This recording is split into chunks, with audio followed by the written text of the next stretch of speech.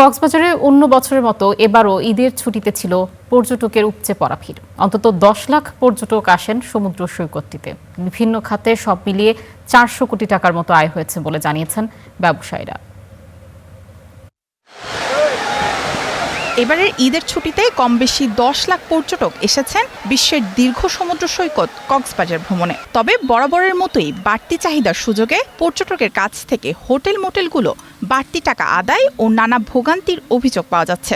ওনারা প্রাইজের চেয়ে দ্বিগুণ ভাড়া নিয়েছে, সো এটা আমার মনে হয় না ঠিক হয়েছে। আমার মনে হয় সিকিউরের ব্যাপার স্যাপার আরও খেয়াল করা উচিত। আর এই যে হোটেল মোটেলগুলো মানে ঈদ উপলক্ষে অনেক বেশি বাজেট নিয়ে নিচ্ছে, এদিকেও আমার মনে হয় একটু সতর্ক থাকা উচিত।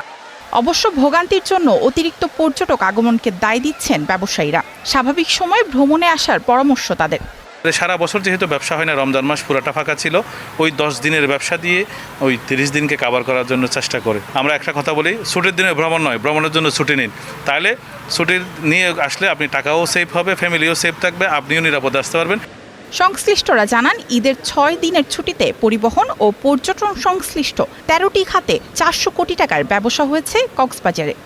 আমাদের আশানুরূপ ব্যবসা হয়েছে, যেটা আমাদের বিগত সিজনে যেটা ক্ষতি, এটা আমরা কিছুটা পুষিয়ে উঠতে পারবো বলে মনে করছি। এবং আমাদের এই পর্যন্ত সবগুলি সেক্টর মিলিয়ে, ট্রান্সপোর্ট, ফুড, অ্যাকোমোডেশন এবং মার্কেটিং সব সাইড মিলিয়ে প্রায় 400 কোটি টাকার মতো আনুমানিক ব্যবসা হয়েছে। কক্সবাজারে মূলত সৈকত ছাড়াও পর্যটন আকর্ষণে থাকে হিমছড়ি, ইনানি, টেকনাফ, নাফ নদীর সীমান্ত এলাকা ও রামুর বৌদ্ধপল্লী। Desk report, Star news.